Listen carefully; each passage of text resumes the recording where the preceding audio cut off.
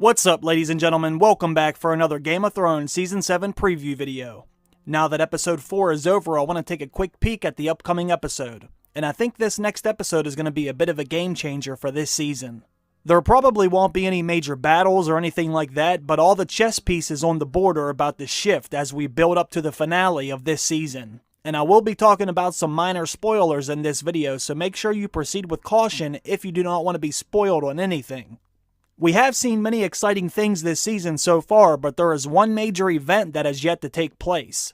Episode 5 is going to set everything in motion for the final epic battle in this season, and we got a glimpse of that in the Season 7 trailers a few months ago.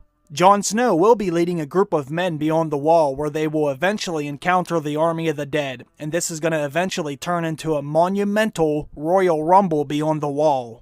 Jon Snow has spent 2 whole episodes on Dragonstone, but in Episode 5 he will begin to form his Suicide Squad that he takes with him up north. But before Jon leaves Dragonstone, something is going to happen that most of us have been dying to see for a very long time.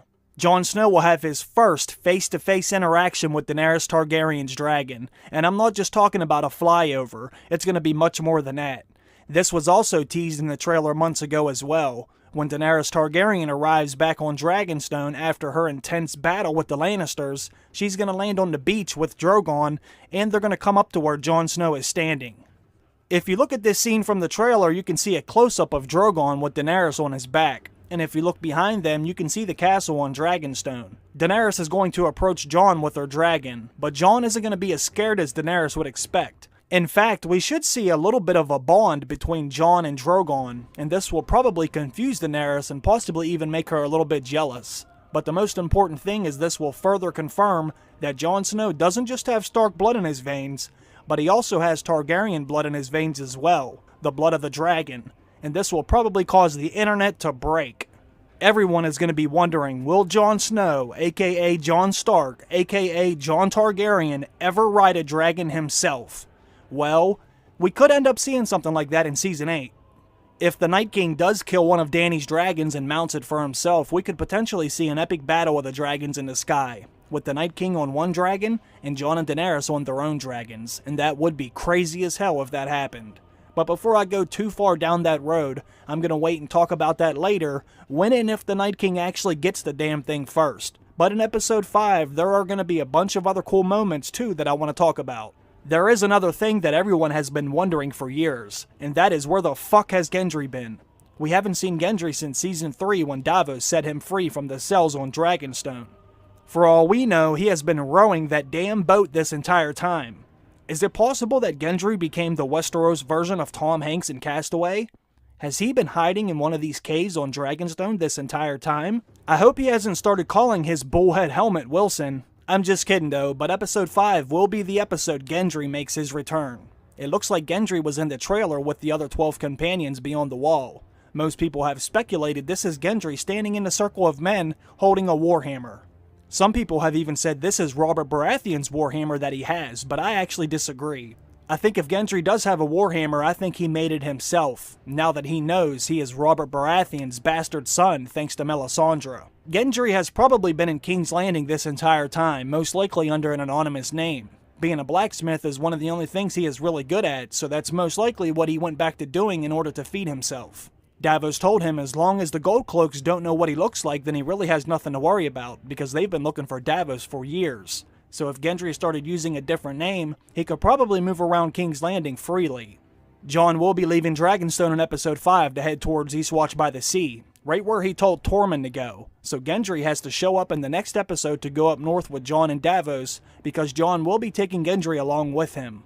And speaking of Eastwatch by the Sea, you know who else we haven't seen in a long time? We haven't seen the Hound and the Brotherhood Without Banner since the very first episode of this season. These men will also be accompanying Jon Snow beyond the wall, which we also saw in the trailers too. Jon is going to have one hell of a crew with him when he runs into the army of the dead. Since the Hound saw the vision in the flames back in the first episode, they should be at Eastwatch by the Sea already, right where the wall meets the ice. Jon Snow will be heading there to meet up with Tormund and the Brotherhood to go out beyond the wall in search of the army of the dead. Like I said earlier in this video, there will be a lot of characters moving around in this episode, and with that being said, there is another character on the move right now. I thought he might actually show up in episode 4, but since he didn't, then I know he's going to show up in episode 5, and that is Sir Jorah Mormont. He is now a free man that no longer has grayscale, so he's going to be hauling ass to get back to his Khaleesi.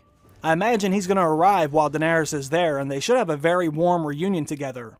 Daenerys was in tears when Jorah broke the news to her that he had this deadly disease, but she demanded that he go get himself cured, then come back to her so he could be by her side while she takes over Westeros. And I am looking forward to Jon and Jorah Mormont finally meeting as well, especially since Jon is carrying House Mormont's former Valyrian steel sword.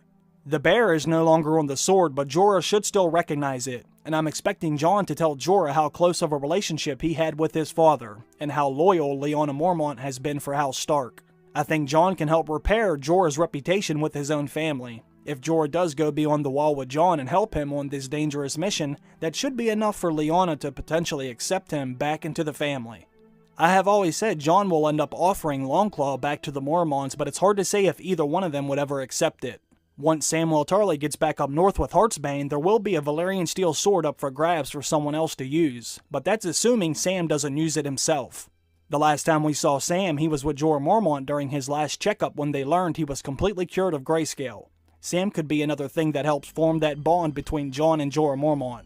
The next time we see Sam and Gilly, we could possibly learn about another explosive discovery that they have made. After Jorah was discharged from the Citadel, Sam was given the task of making copies of all the old manuscripts and documents that were lying around and rotting away. I think there will be something in those old documents that will change everything, and compel Sam and Gilly to leave the Citadel and take their asses back north before the long night actually starts to set in. There is really only a few things I think Sam and Gilly can potentially discover that is a game changer right now, or at least a few things that actually make sense to the direction that the story is going in. They may learn some more about the Long Night and how to defeat the White Walkers. They could even learn something about making Valyrian steel, or even something that further proves the legitimacy of Jon Snow's Targaryen roots, proving that he has the blood of the dragon as well. It's going to be something big that motivates Sam enough to leave the Citadel and go and reunite with Jon again, because I do not think Sam is going to stay at the Citadel for as long as it takes to become a maester. By the end of this season, the band of brothers will start to unite to form this super group of characters that are going to take on the army of the dead together, whether that be on the battlefield or done behind the scenes with their minds. Either way, all of the best and smartest characters that we are familiar with will all start to come together with only a few episodes left before all hell breaks loose. As we wind down to the end of the season, things should start to begin to get more and more interesting and exciting, while everyone prepares for the storm that the Night King is about to bring, and I cannot wait to see the death and destruction that's about to take place. Episode 5 might not be action-packed, but I still think it should be a very solid episode. Daenerys is going to return after a deadly battle with the Lannisters, and when she touches down on Dragonstone, we will see Jon Snow and Drogon interact with each other. The bond between Jon and the dragons will have officially begun. And hit that like button if you are a R+L=J believer, because I know I am. Also, we may or may not touch base with the Hound and the Brotherhood again as they arrive at Eastwatch by the Sea to prepare to follow the vision that the Hound saw in the flames. Gendry will make his return, and Jorah Mormont will make his return as well. Sam and Gilly may discover something incredible in those old-ass dusty documents the Archmaester asked Sam to make copies of. Personally, I am really looking forward to this episode.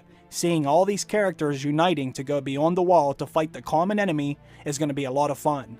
I really enjoy watching all these characters individually, but seeing them all together in the same scene is just spoiling me. So thank you so much, Game of Thrones, and thank you so much, HBO. I have been so anxious to see this battle beyond the wall with all these amazing characters coming together, and this is only going to be a taste of what's to come, because once the dead march past the wall, then we're going to need every single character to come together if they ever want to stop them. Whether you believe in this shit or not, you must help or you will die.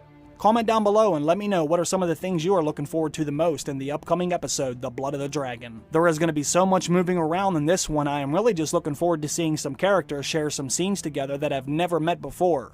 That should be interesting to see how they form relationships with one another, but let me know what you want to see the most.